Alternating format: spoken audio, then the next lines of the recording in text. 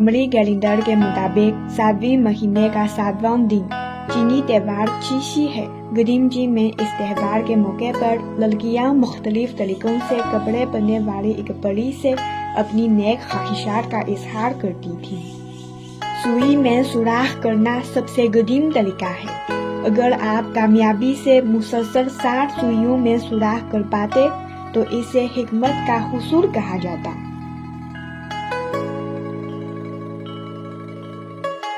یوں خواہش کے اظہار کا ایک اور دلچسپ طریقہ وجود میں آیا۔ لڑکیاں سوئی کو پانی کے سطح پر رکھتی تھی۔ اگر سوئی کا سایہ مختلف شکل میں ہو تو اسے حکمت کا حصول مانا جاتا۔ خواہش کے اظہار کا آسان طریقہ بھی تھا۔ لڑکیاں پھلوں کو میز پر رکھتی تھی۔ اگر کوئی مکڑی پھلوں پر اپنا جالا بنتی تو اسے بھی حکمت کا حصول کہا جاتا، کیونکہ روایتی چینی ثقافت میں مکڑیاں خوش قسمتی کی علامت ہیں۔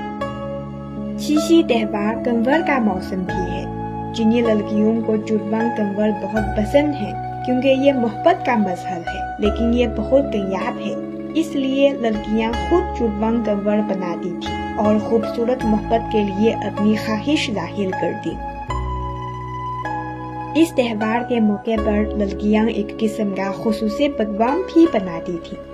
اس پکوان پر کپڑے بننے والی پری کی کہانیوں کے بارے میں نقش و نگار بنائے جاتے۔